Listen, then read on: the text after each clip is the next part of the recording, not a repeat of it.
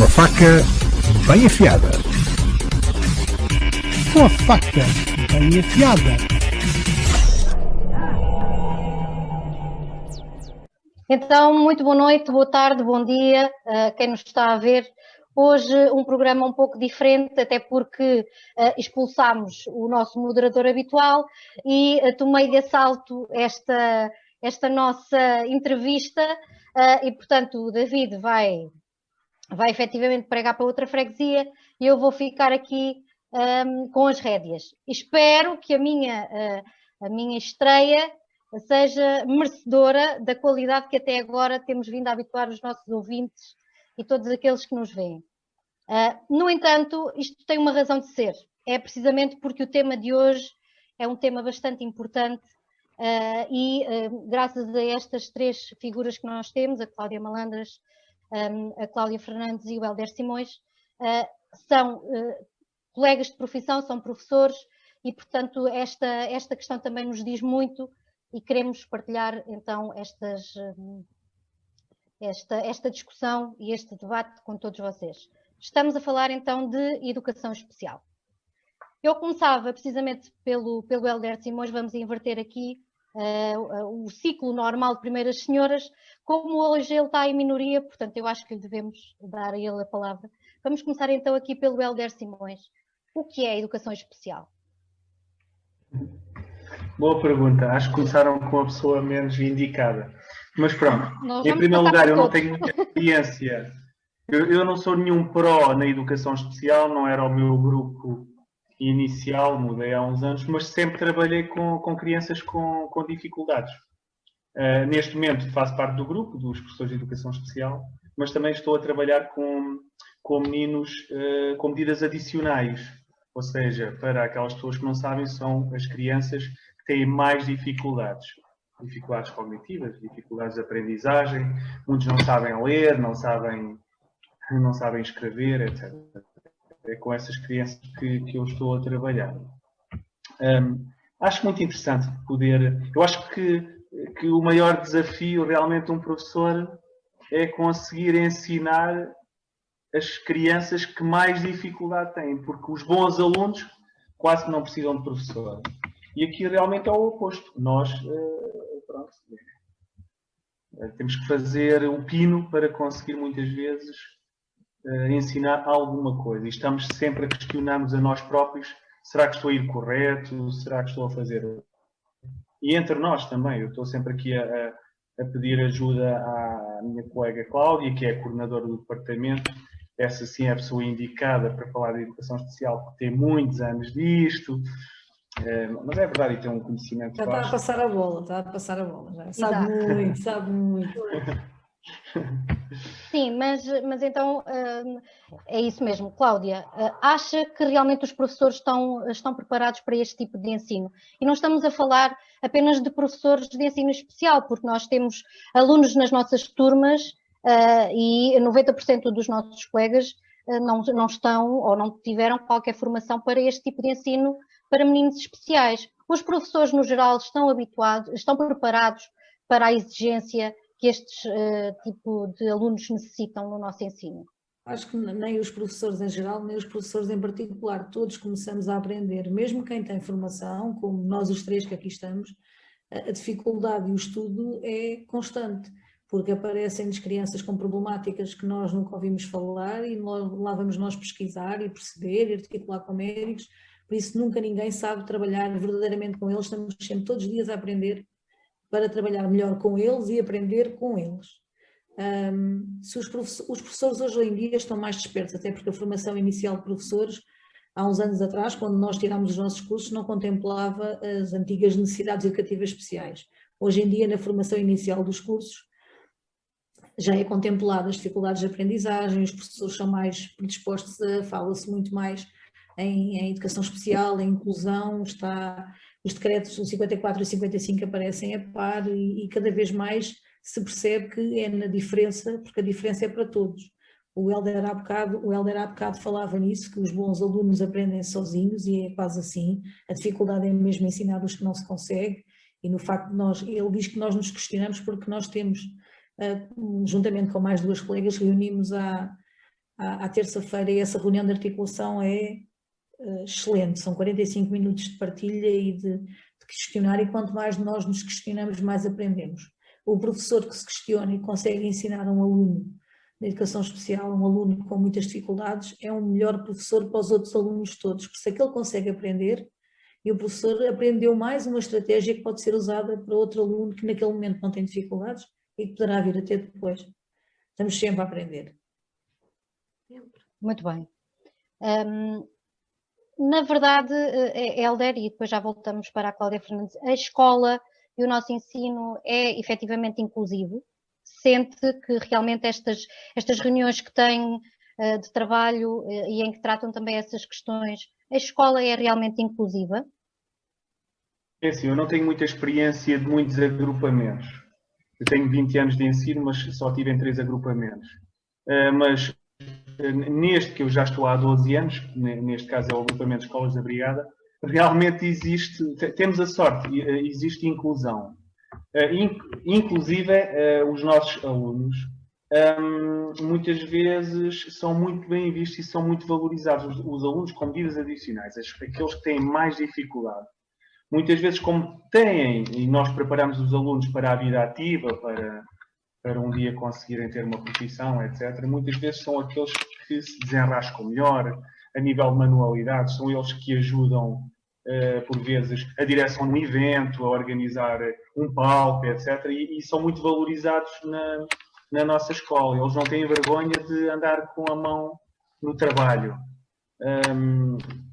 E como é um agrupamento pequeno, nós na escola sede temos aproximadamente 450, 500 alunos, nós estamos sempre muito atentos aos alunos. Nós sabemos os problemas familiares, sabemos um pouco da vida de cada aluno e isso ajuda. Se calhar, se for um agrupamento de 1000 ou 2000 alunos, se calhar aí é mais um número, é difícil. Nós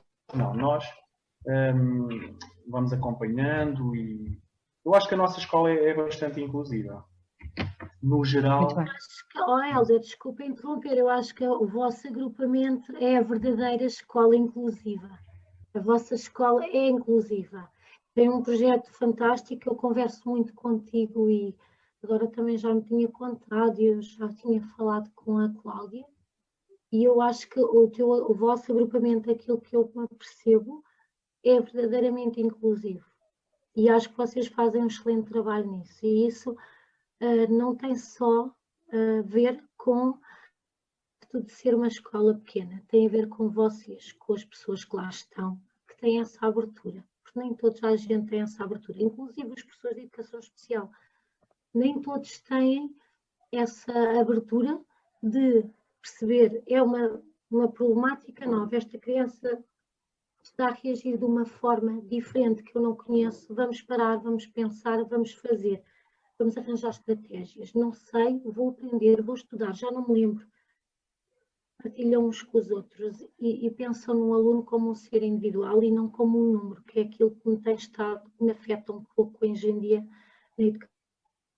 Na minha vida tem passado alguns bons professores, bons colegas e outros também bons de forma diferente. Foi só um apontamento que eu achei que vos devia dizer como escola inclusiva que são. Obrigado.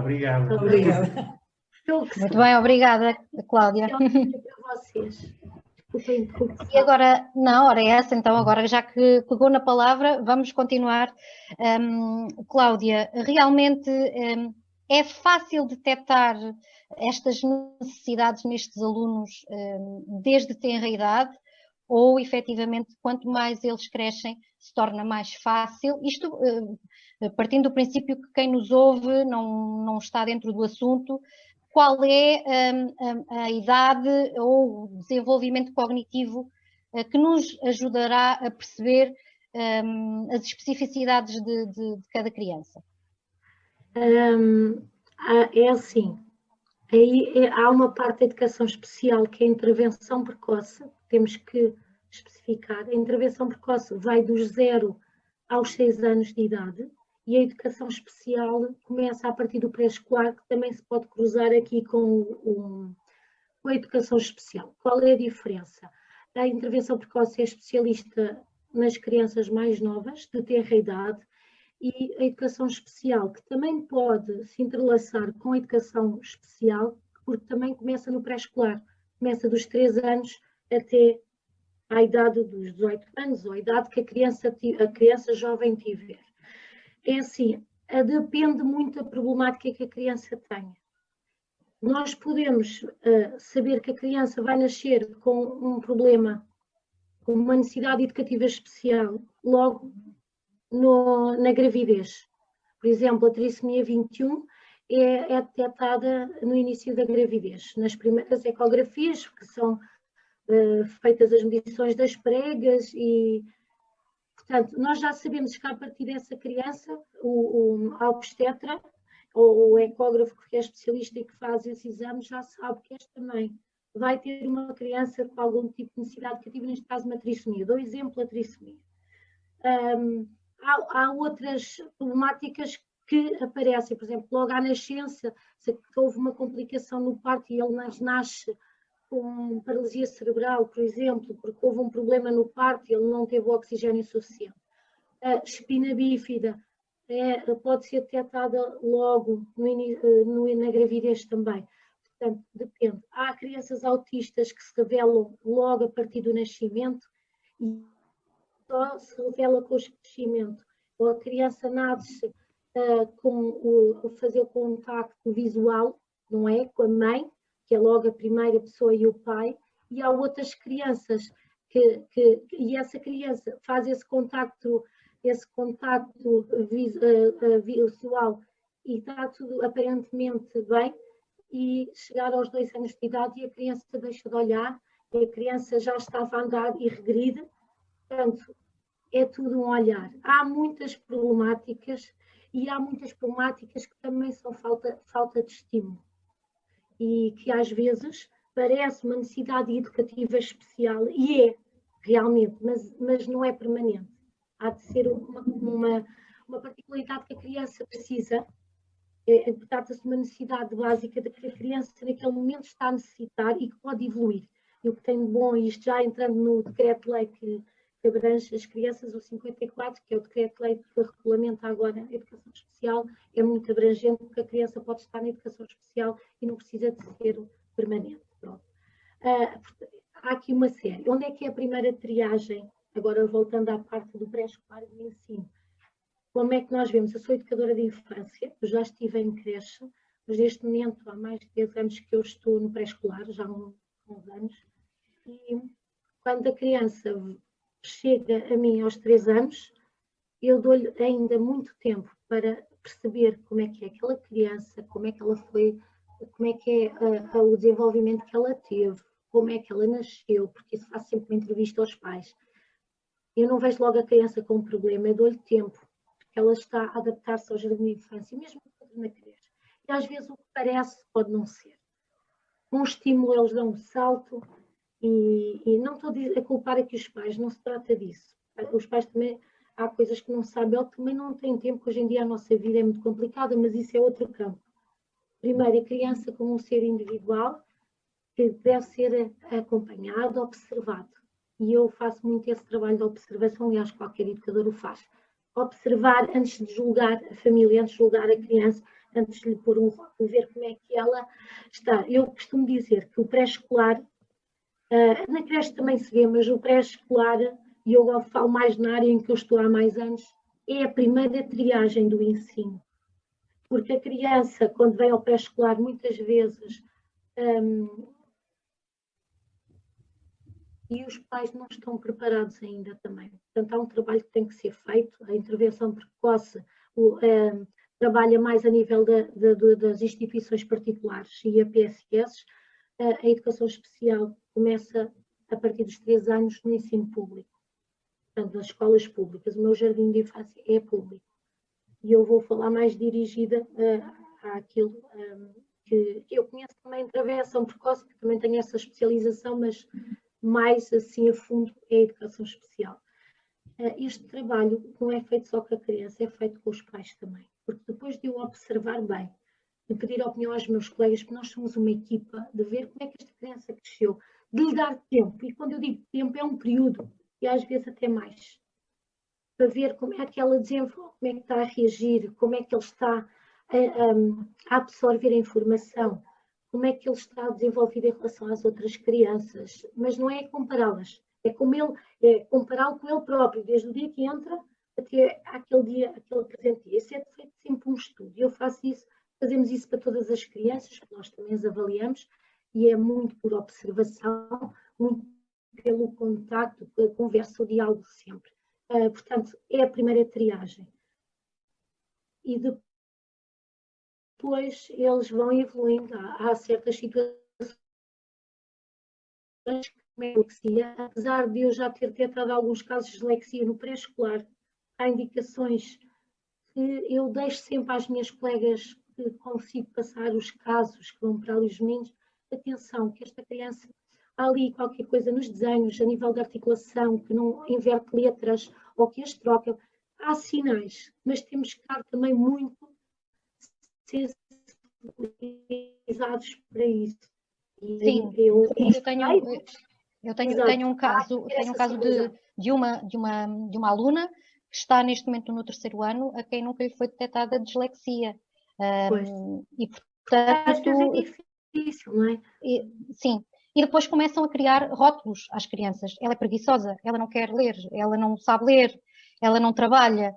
Portanto, será que realmente os nossos pais, e agora passo novamente aqui a palavra ao Hélder, será que os nossos pais estão preparados para terem um filho que um lado diferente, de uma atenção especial, desde ter a idade, porque não consegue ler ou porque não consegue fazer cálculos? A dislexia, a descalculia, é porque é preguiçoso, é porque não quer saber? Os pais estão preparados para estas exigências? Pronto, eu pela experiência que tenho e pelo contacto que vou ter, mas muitas vezes não querem, não acreditam e criam justificações para si próprios e muitas vezes se sentem revoltados e culpam os professores. Não é nada disso, os professores é que não gostam do meu filho. Por vezes são rebeldes, até que alguns começam a colaborar desde o pré-escolar, outros muitas vezes nós apanhamos pais no 3º ciclo que ainda são um problema. Muitas vezes os pais são o maior problema. Nós queremos apoiar as equipas, os técnicos, e os pais criam resistência, porque não acreditam.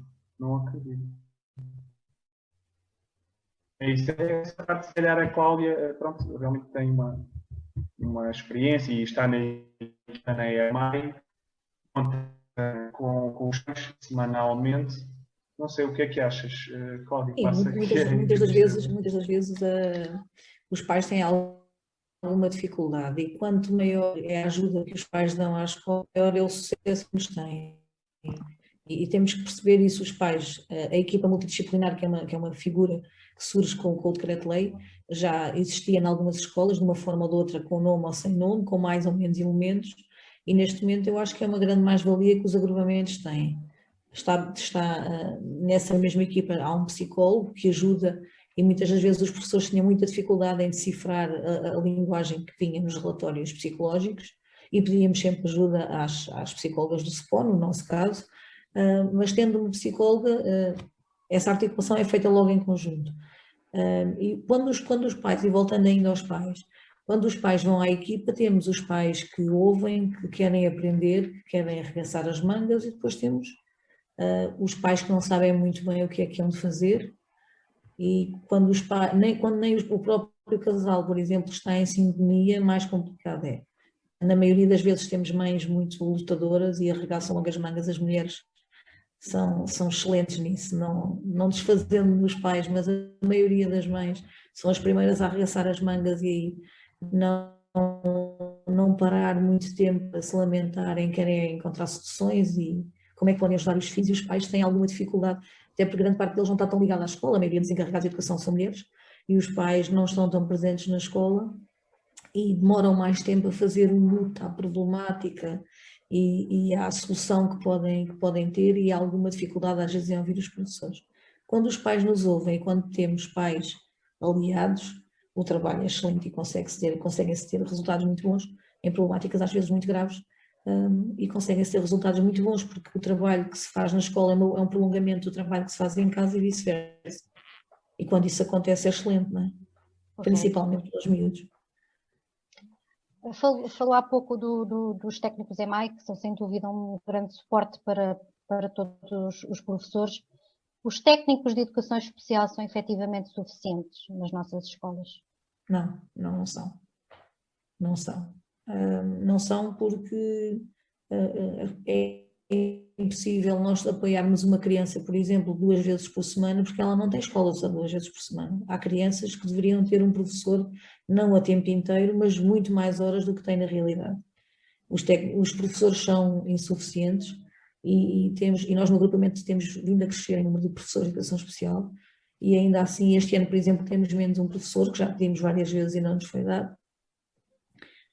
E parece que é tudo sempre muito a medo. As escolas não querem os professores de educação especial para andar a passear, não é? É efetivamente e para ter trabalho com os alunos. E para trabalharem com as crianças é preciso ter tempo.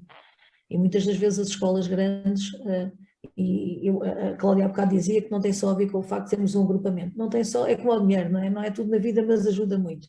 E o agrupamento pequeno é a mesma coisa, não é tudo, mas ajuda muito. Ajuda porque é mais fácil de conjugar esforços, estamos todos muito mais próximos e é muito mais fácil. Num agrupamento, num mega agrupamento, por exemplo, é complicadíssimo. Até o trabalho da EMAI, não é? Daí terem surgido assim umas aberrações no princípio do decreto, em que os agrupamentos tinham a EMAI principal e as EMAI secundárias, não é? E depois felizmente percebeu-se e foram sendo esclarecidas que é uma EMAI por agrupamento, não é? Mas a EMAI desempenha um papel fundamental na divulgação, no alerta, na educação dos professores, dos próprios pais, no tentar afunilar e apurar cada vez mais para não se perder tempo com ninharias. E as pessoas estão cada vez mais despertas, nós temos tido essa visão na nossa EMAI, as pessoas estão cada vez mais despertas mas no bom sentido de ajudar, não de então é para fazer papéis, fazemos papéis, não. Fazemos papéis se acharmos que é, e aí indica-se. Muito bem. Agora passando aqui um pouco para a Cláudia Fernandes, que cuidados específicos é que as crianças necessitam por parte dos professores, todos eles, sejam aqueles que estão mais sensibilizados e com conhecimentos por trás do que é a educação especial, seja para aqueles que realmente estão perante um aluno diferente, não é? A nível das necessidades de aprendizagem, que cuidados ou que necessidades é que estas crianças têm especificamente?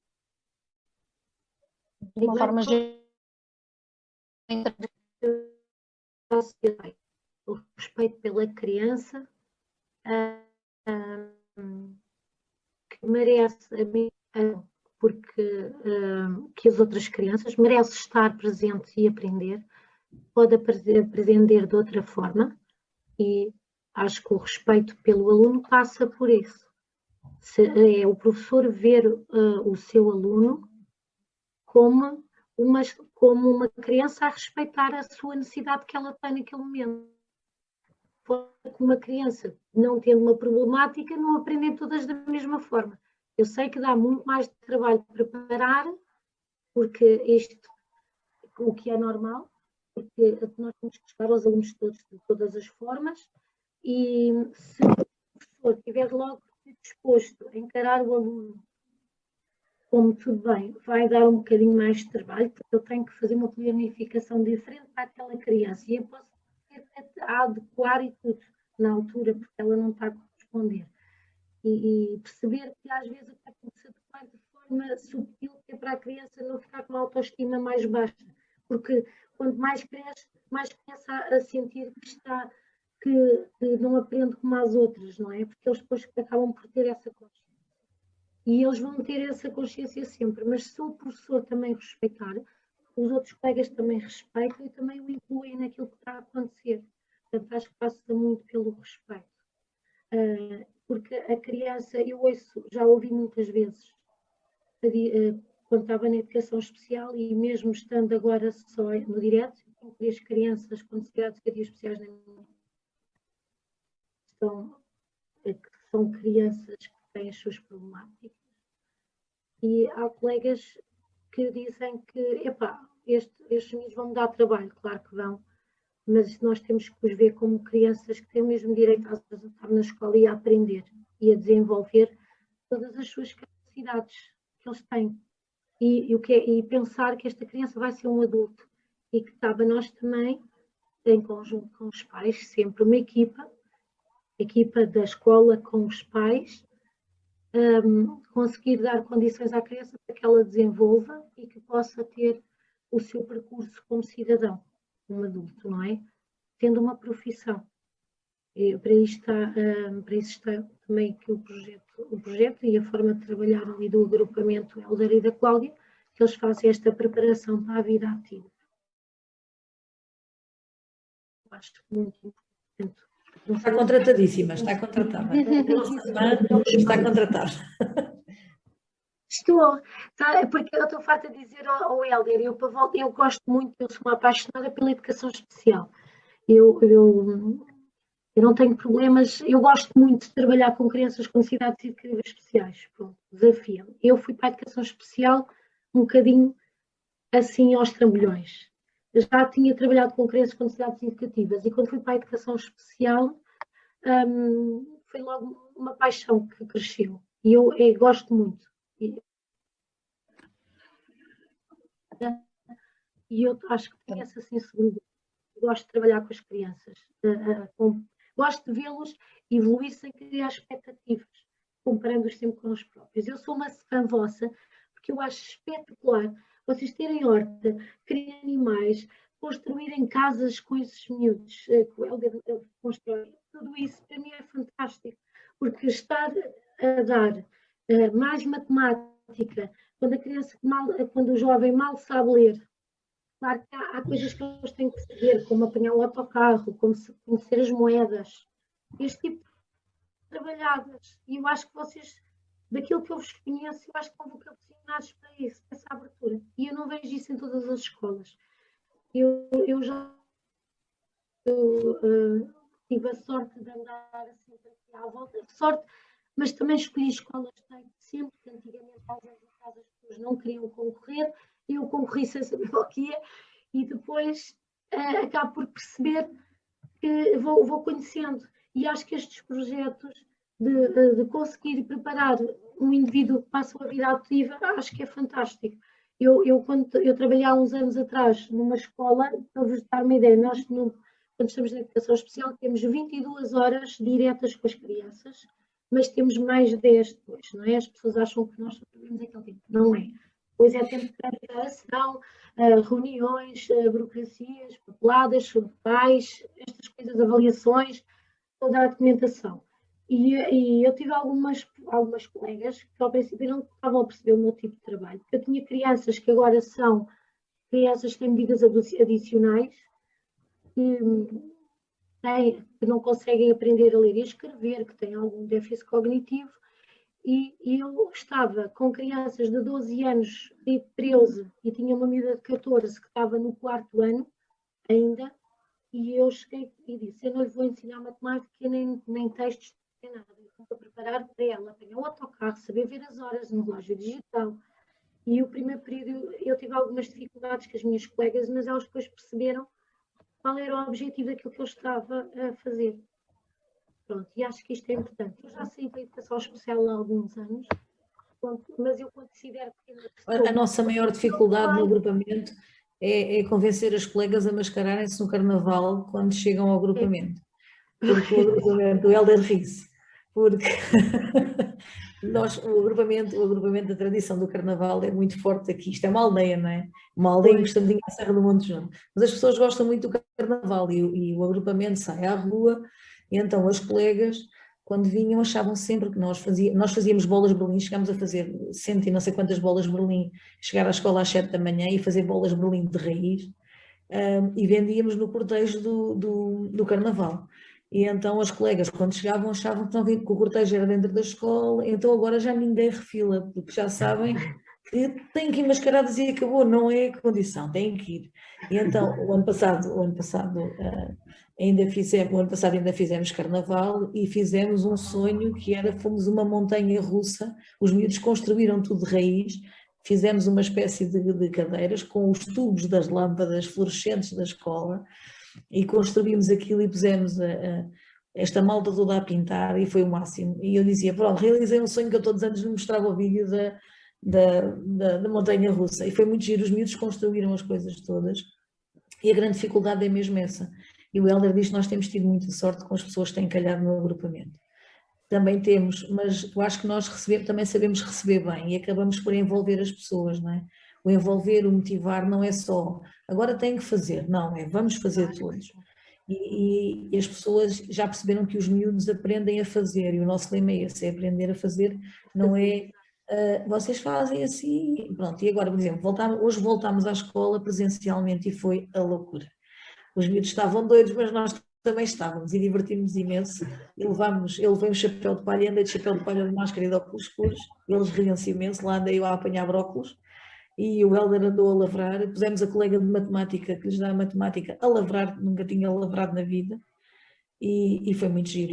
E temos muitas coisas que temos conseguido, porque temos sabido dar a volta ao texto e aproveitar, por exemplo, o orçamento participativo das escolas, para conseguirmos fundos para realizar. Temos lá uma estufa que foi feita assim, nós concorremos ao orçamento participativo nas escolas, fizemos o projeto com os miúdos, o projeto é feito pelos miúdos connosco sempre por trás, como é óbvio, não é? Mas eles têm que defender, por muito que se ajude, quando chega a hora de defender o projeto. Por exemplo, numa varanda da escola com o microfone, eles têm que ir e aí ninguém faz por eles, não é? E essa parte tem sido construída também. E já o 54, que nós já falámos várias vezes, uma das coisas que é defendida é a autodeterminação dos alunos, porque os direitos dos miúdos estavam muito para trás, o aluno não era visto enquanto um ser, era o pai que o defendia, e ele cada vez mais tem direito a ter a sua voz, assina o documento, tudo o que é feito, e é dada essa autodeterminação ao aluno e essa parte é muito importante. Mas estava a dizer, hoje voltámos à escola com quase todos e foi muito bom.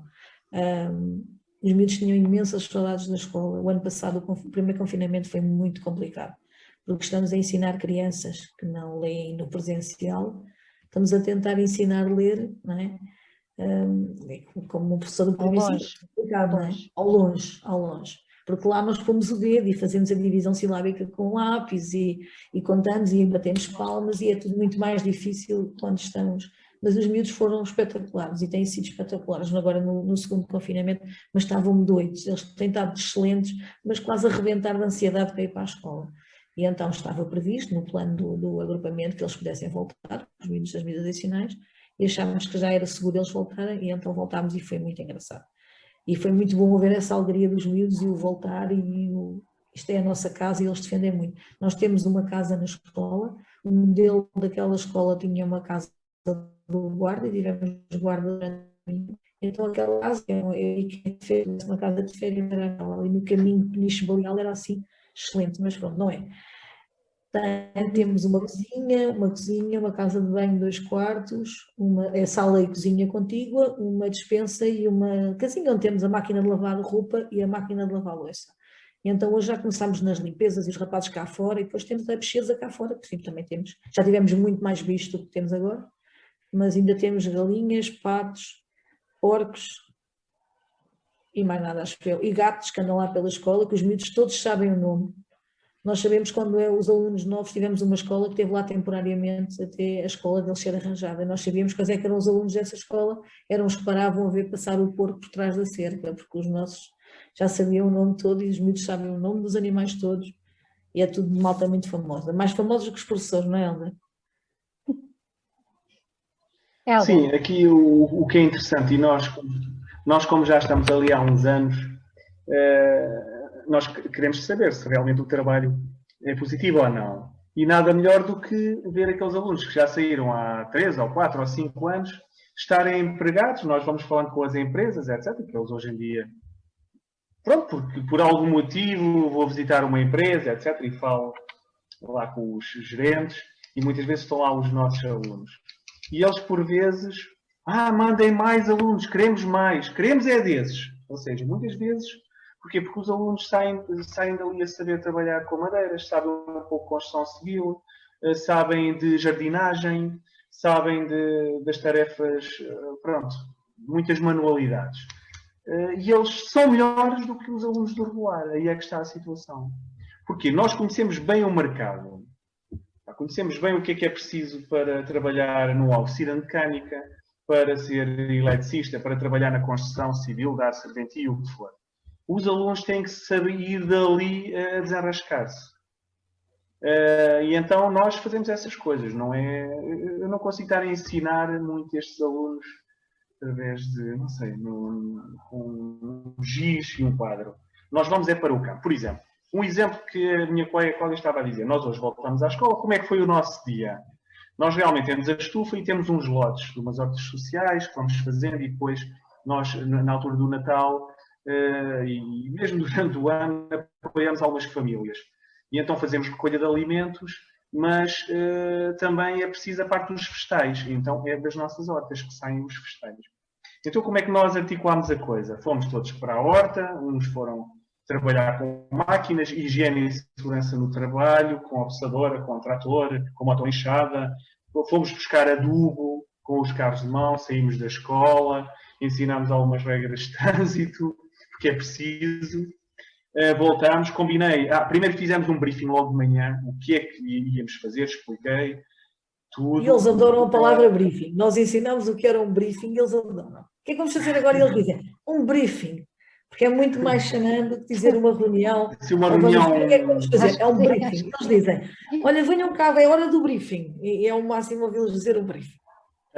Depois temos 2 lotes, temos que colocar o mais breve possível um sistema de irrigação com microexpressores, automática, semi-automática.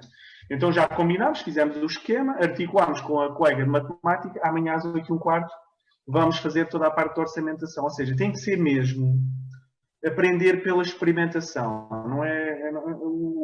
A forma de ensinar tem que ser diferente, porque senão não vamos lá. Estamos sempre no mesmo ciclo e não vimos evolução. E a experiência que nós temos é que realmente os nossos alunos têm tido... não sei, mas se calhar uma taxa de sucesso... É o seguinte, normalmente quando nós ouvimos diretores de escolas e direções, claro que cada um quer passar a sua boa imagem do seu agrupamento. É normal, nós se calhar também. Mas isto que estamos a falar é real. Nós não somos de direção, não tem nada a ver com a escola. Isto é aquilo que nós sentimos. E realmente aquele projeto... tem sucesso, não sei porquê, não sei se é da Cláudia, se calhar é da Cláudia, se é a direção que apoia. Também temos tido sorte com as direções, porque as direções também é importante. Uma direção pode eliminar um projeto destes. É o que acontece em muitos agrupamentos, sim. Nós já tivemos inspeção, a educação especial. As senhoras do IGEC ficaram maravilhadas, adoraram estar lá aqueles dias a ver como é que se trabalhava, etc. Temos que, olha, não sei. Foi quando começámos a arranjar a casa. Nós tivemos aulas e foram assistir às aulas, não foi só ver papéis, foram assistir às aulas. Andava o Helder nessa altura a medir o chão e a fazerem cálculos de uma área e a ver qual é que era o número de metros quadrados que precisavam de mosaico para assentar no chão. E a matemática é dada, muito aplicada a situações reais e que eles podem depois utilizar mais tarde no dia-a-dia, não é? Não é, os conteúdos é o mais concreto possível, não é? Em detrimento do abstrato, que é a dificuldade que eles têm, é sempre o mais concreto possível, com aplicações reais e presentes e futuras, não é? Uma situação também curiosa nós estamos temos muita área, a nossa escola tem bastantes hectares, não sei se, e muito terreno, e então construímos os jardins, toda a frente do agrupamento, é um agrupamento muito bonito, com as zonas relevadas, sedes, etc. Toda essa manutenção e construção foi feita por estes alunos, das medidas adicionais, tudo. É muito giro se a pessoa aparecer ali num dia em que estamos a fazer jardinagem, uns a trabalhar com corta-cebos, outros a adubar, outros a limpar, outros com a máquina de cortar relva e ver aqueles canteiros, aquilo é giro, pronto, não sei. Efetivamente o nosso ensino português não está preparado para este tipo de alunos, caso contrário nunca teríamos a criatividade e a capacidade de encontrarmos formas de realmente o ensino conseguir ser transportado para aquilo que eles necessitam efetivamente, não é? Ou seja, estes projetos surgem porque há uma enorme lacuna no nosso ensino português, porque os manuais são todos iguais para todos, os professores são os mesmos para todos e, portanto, estas lacunas são visíveis quanto mais velhos eles são e quanto mais necessidade há de se prever uma profissão para eles. Estes problemas são efetivamente ultrapassáveis para que possam ingressar no mercado de trabalho e terem um colega que seguiu um ensino regular e eles não, que tiveram que seguir um caminho diferente. Isto é ultrapassável, Cláudia Fernandes. Será que é? Já que você começa desde cedo a trabalhar estas questões e depois com estes projetos, será que isto é mesmo possível ultrapassar? Eu acho que com este novo decreto-lei, eu acho que começa a haver mais abertura e que acho que estamos a construir essa possibilidade. Lá está, também não é, acaba por não ser um ciclo que eu trabalho, também não conheço muito bem neste momento como é que estão a abertura de mercado para isso. Sei que é difícil às vezes conseguir que eles estagiem, mas eu acho que o facto do OSCIN ser obrigatório até aos 18 anos, a escola está cada vez mais a criar condições para que essas crianças, eu digo crianças porque é o habitual, esses jovens consigam ter uma profissão. Às vezes a saída e os locais de estágio não são os melhores, porque nem sempre as empresas estão dispostas a receber essas crianças, esses jovens. Mas eu penso que está a haver mais abertura. Já vemos muitas vezes nas notícias jovens a trabalhar em restaurantes que conseguem fazer esse trabalho. Há pouco tempo vi nas notícias penso que eram 3 jovens que estavam no restaurante que serviam à mesa e até havia pessoas que iam lá de propósito para incentivá-los, para ver com que eles conseguiam mesmo. Eles estavam muito felizes porque dentro das suas limitações eles conseguiam para fazer um trabalho e a ter uma vida ativa, a ter um ordenado. Eu acho que estamos a construir alguma coisa nesse sentido e tenho sempre a esperança que se consiga, não é? Isto é muito trabalho, é muito partir pedra, é muito trabalho das escolas, dos agrupamentos, das pessoas que estão à volta a envolver a comunidade para que se possa dar esses trabalhos a essas pessoas. Eu acho que é possível, eu também penso que o Estado e aí a Cláudia e o Hélder podem me ajudar. Acho que os centros de emprego também têm algum tipo de apoio para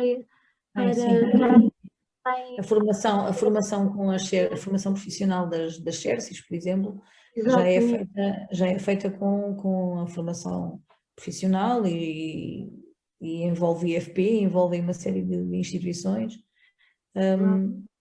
E muitos destes alunos, agora estava-me a lembrar, um dos nossos miúdos fez um curso de formação profissional na CERSI, a CERSI mais perto de nós, em CERSI em Zambuja, e está a trabalhar, fez o estágio no restaurante e acabou por ficar, porque era um miúdo muito ticado. São miúdos depois com um sentido de responsabilidade. Claro que há miúdos com problemáticas tão complicadas que jamais poderão ter um papel ativo na sociedade e ter uma profissão, não é? Depende muito das problemáticas. Uma criança que esteja na escola, com o resto, no ensino regular, consegue trabalhar, a maior parte deles conseguem trabalhar e vir a ter um futuro, mesmo que seja com o apoio da família ou com alguém na retaguarda, um pai, um irmão mais velho, e são miúdos que conseguem ter um emprego e conseguem ser autónomos, que é o mais importante, não é? Exato, sim, e fazer a sua vida, que é o mais importante, não é? Sentirem-se úteis para a sociedade. Eu acho que está a mudar a sociedade nesse campo. Eu acho que está a haver mais abertura também. E penso que sim, claro que isto demora tempo e nem sempre temos as melhores condições, mas é importante continuar nelas, não é? E conseguir, que isto leva tempo. Certeza que no agrupamento da Cláudia e do Hélder isto demora anos a desenvolver, mas tem projetos. Eu tive numa escola que também fazia muitos projetos para poder, a Gulbenkian, eu cheguei a fazer um com uma colega a construção de uma sala onde as crianças, os jovens pudessem estar que não eram autistas nem tinham multideficiência, porque antigamente havia as unidades de autismo e havia as unidades de multideficiência e havia aquelas crianças que não era uma coisa nem outra e depois acabavam por não ter onde estar, não é? Que pudessem ir lá ter uma zona de abrigo.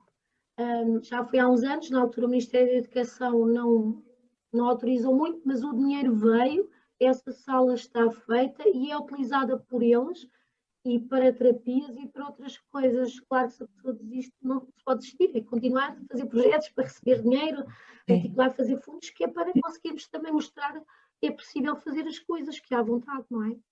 Portanto, eu tenho esperança, eu sou positiva nesse tempo, eu penso que não tendo esperança e não fazendo as coisas não se consegue. Tem que ter sempre algum tipo de esperança. Não é? Temos que olhar um bocadinho desmotivados se os próprios professores não estiverem motivados. Isso também tem sido uma luta, não é? As várias chicotadas que temos levado ao longo dos anos também não têm ajudado muito a que as pessoas estejam muito motivadas e que tenham muita vontade de fazer projetos inovadores, porque a taça e o busto na escola é o mesmo, como nós dizemos, não é? A medalha é de cortiça e o busto é de folhas. E as pessoas estão um bocadinho cansadas. Exatamente. Quem vai tendo um nível de loucura extra, que é o nosso caso, lá vai empurrando um dia com o pé, outro dia com a mão e lá vamos andando. E eu acho que é por aí. E ainda há bocado dizia ao meu marido que o Ministério faz sempre um brilharete à conta do nosso trabalho e de muitas das coisas que nós levamos de casa. O professor é dos poucos empregados que rouba de casa para levar para o trabalho, não é? Os professores não roubam coisas na escola para levar para casa, é precisamente o contrário, não é? Eu ainda hoje levei gelo, levei maçãs e tivemos lá a fazer coisas com os miúdos, não é? Nós não trazemos as maçãs da cantina para casa, não, levamos as maçãs de casa para... E é assim, muitas das vezes o trabalho que é feito nas escolas é porque o professor leva mais uma cola, mais uma caneta, porque não há, não vou comprar, leva a minha, não é? E foi uma história dos computadores dos professores e dos professores usarem a sua internet, os seus...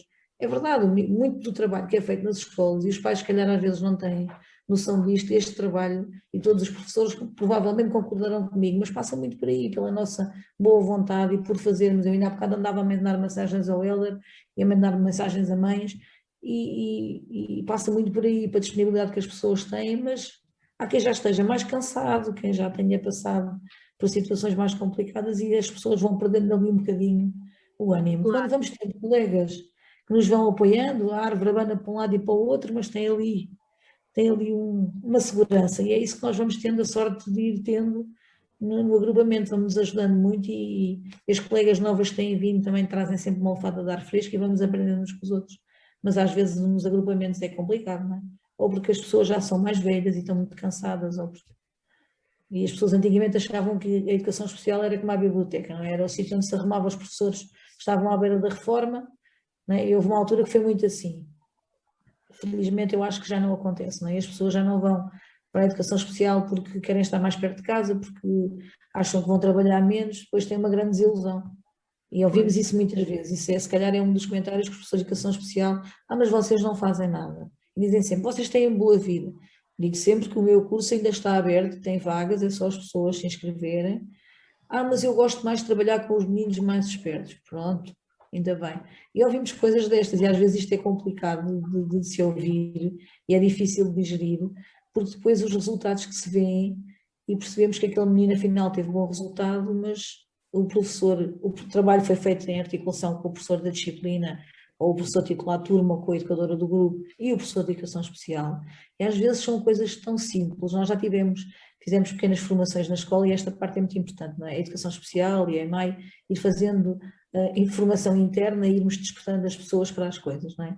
E chegámos a fazer, por causa das pequenas estratégias que as pessoas podiam utilizar, quando faziam uma ficha, quando faziam um teste, e ouvíamos coisas de, eu nunca tinha pensado que por fazer assim, ele se calhar aprendia melhor, e eram coisas tão simples, como dar o princípio da resposta e o aluno depois completa, sei lá, coisas muito básicas e que às vezes as pessoas não estão predispostas ou não conseguem ter tempo para ir pensando e repensando, e o nosso trabalho é esse também, não é? Ir repensando as estratégias e tentar ajudar quer a família, quer o aluno, quer os professores que estão a trabalhar com nós todos os dias, porque é muito complicado.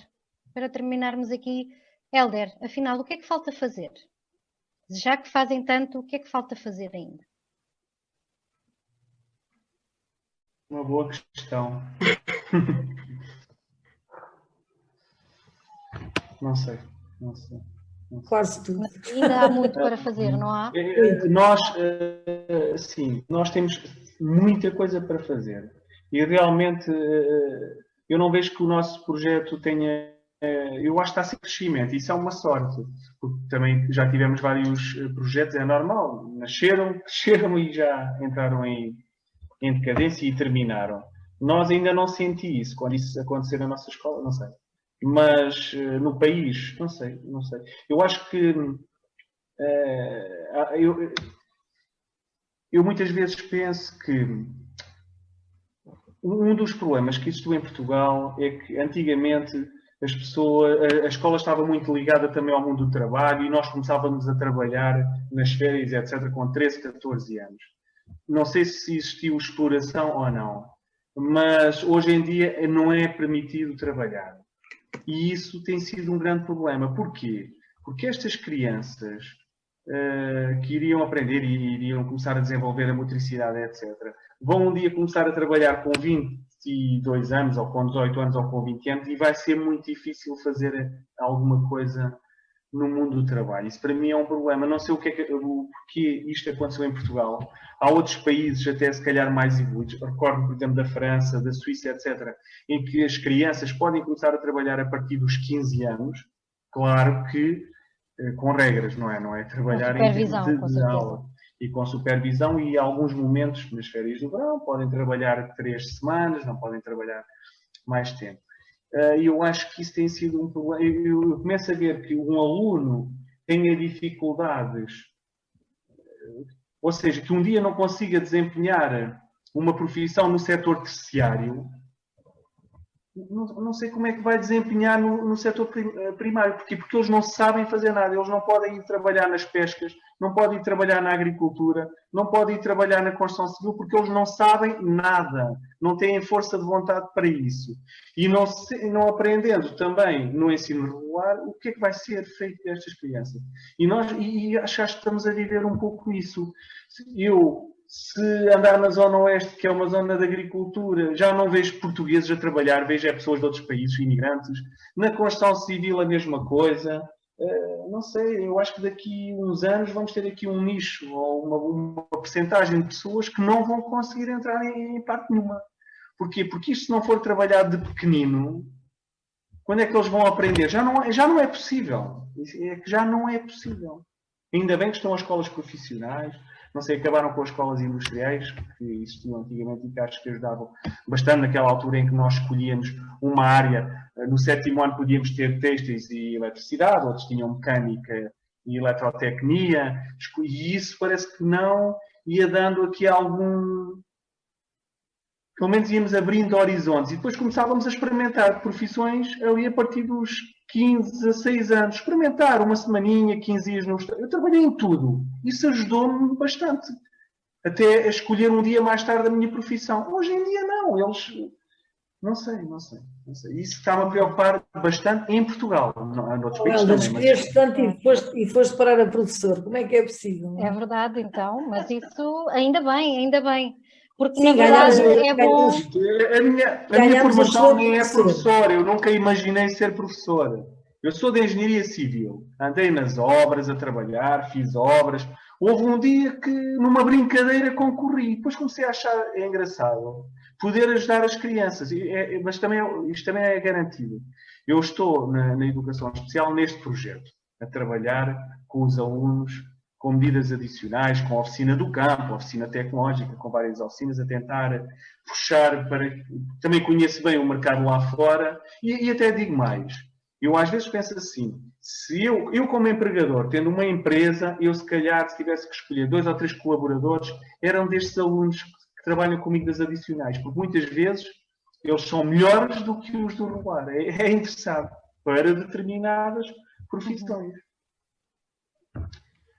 Pronto, não sei. Eu acho que sem dúvida falou-se aqui de questões muito interessantes e muito mais havia a dizer. Era bom que efetivamente os nossos alunos fossem todos especiais, não é? Pelo menos conseguíamos traçar-lhe ali um caminho mais prático, mais experiente e dar-lhes todas as atenções que necessitamos e não formar alunos em série que recebem todas as mesmas matérias, recebem todos os mesmos conteúdos, e agora que vão para o mercado de trabalho desenrasque-se, subam uns em cima dos outros, andem à luta entre uns e outros se for preciso, e portanto, por serem todos especiais era mais fácil. As escolas têm cada vez mais autonomia para definir currículos. Nós temos miúdos no 9º ano, por exemplo, que têm disciplinas que os alunos da escola ao lado, nós estamos organizados por semestres agora, e temos os miúdos no 9º ano a ter disciplinas como o mundo contemporâneo europeu, a oficina da comunicação, onde temos uma junção de disciplinas. A oficina da comunicação, por exemplo, o português, o inglês e o espanhol, ou o francês, e os miúdos fazem trabalho de projeto já numa ótica muito mais prática e muito menos de carreirinhas de alunos e todos a aprender o mesmo.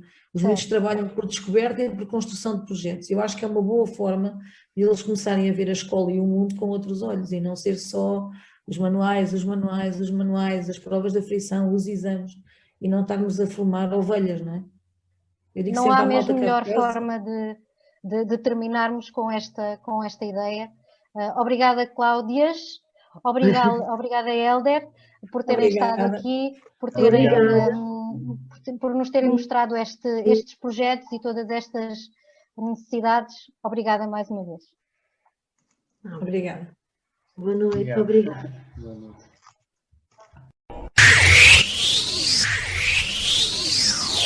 Com a faca bem afiada. Com a faca bem afiada.